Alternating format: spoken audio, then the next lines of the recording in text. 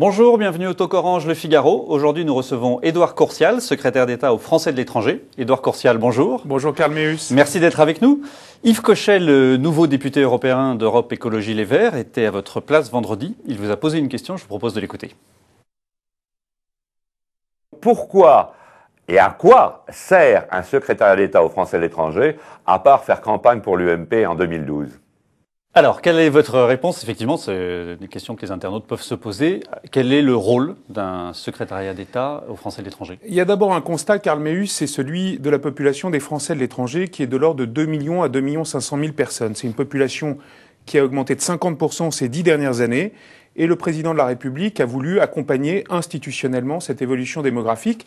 Il l'a fait en respectant un engagement de campagne, un de plus, j'allais dire respecté, qui était celui de doter ces Français de l'étranger de députés issus des Français de l'étranger. Donc il a été créé 11 circonscriptions législatives.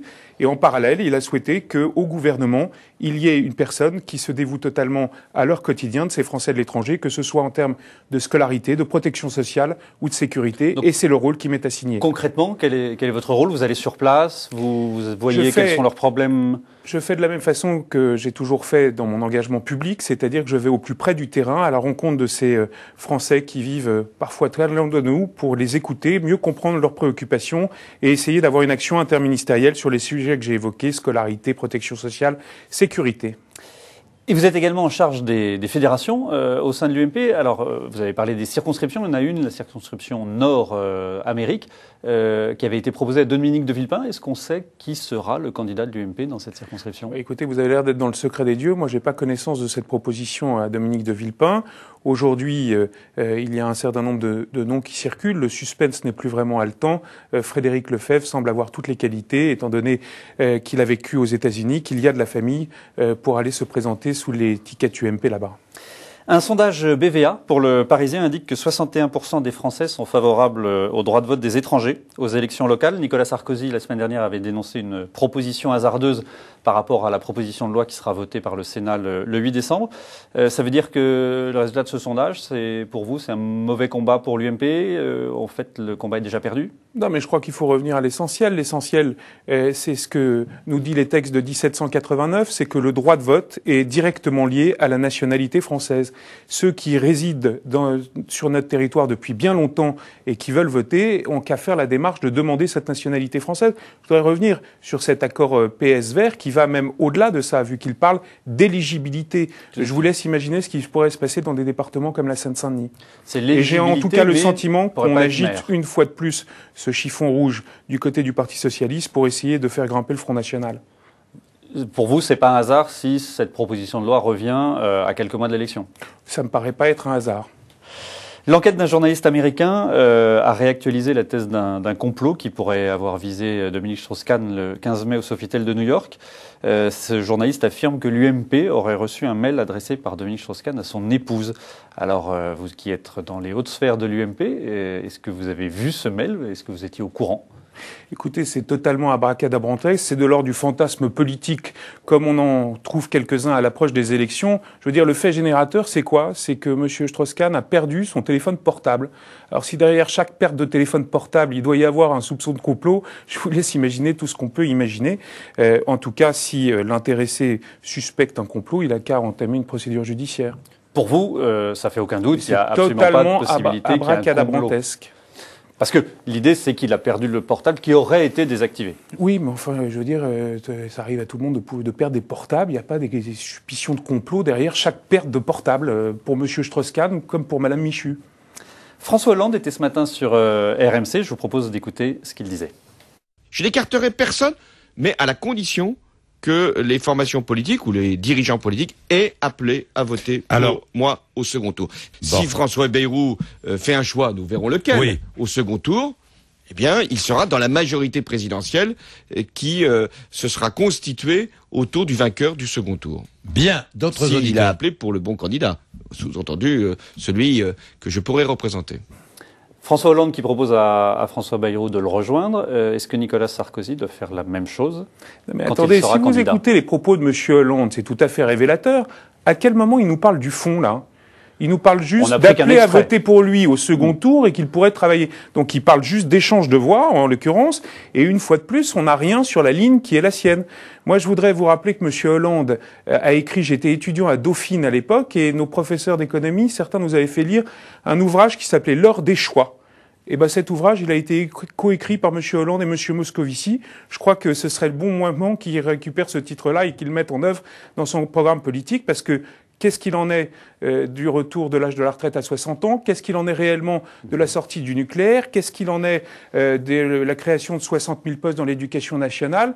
Là, une fois encore, on a l'impression que M. Hollande, ou plutôt le Parti socialiste, qui est tenu par Madame le maire de Lille, où il y a la plus grande braderie finalement de France, eh ben fait de la braderie des intérêts nationaux sur le dos de l'électoralisme. Ça, c'est sur le fond, mais sur l'accord avec François Bayrou, est-ce que la clé de l'élection présidentielle n'est pas justement auprès de cet électorat et qu'il faut que vous aussi, à l'UMP, Nicolas Sarkozy, récupère une partie de cet électorat pour le second tour? Je crois que la clé de l'élection présidentielle, elle est dans le fait d'avoir une ligne, un projet pour les Français, une façon de gouverner, et je ne crois pas que ça passera par des marchandages politiques, et en tout cas peut-être encore moins au centre, qui voit sa portion réduite maintenant dans le paysage politique français. Donc vous savez, moi je crois que les Français, ils attendent de la clarté et de l'action, et la clarté et l'action aujourd'hui, c'est le président de la République qui les incarne. Je vous parliez du centre. Hervé Morin a annoncé sa candidature dimanche. Jean-François Copé expliquait la semaine dernière que les députés du Nouveau Centre qui soutiendraient la candidature d'Hervé Morin se verraient avoir un candidat UMP dans leur circonscription aux prochaines législatives. Est-ce que cette menace n'est pas un peu disproportionnée si on sait qu'Hervé Morin est crédité de 1% dans les sondages? Elle n'est pas disproportionnée à partir du moment où, quand on a une ligne politique, on s'y tient et on en assume les conséquences.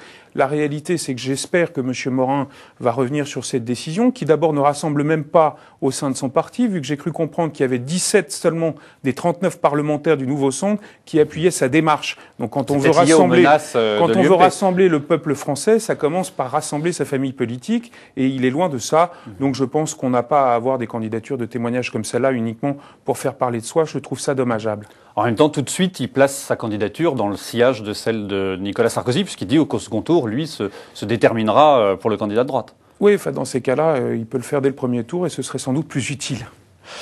François Hollande qui prend ses distances de plus en plus vis-à-vis de l'accord qui a été passé entre Europe Écologie Les Verts et le Parti Socialiste.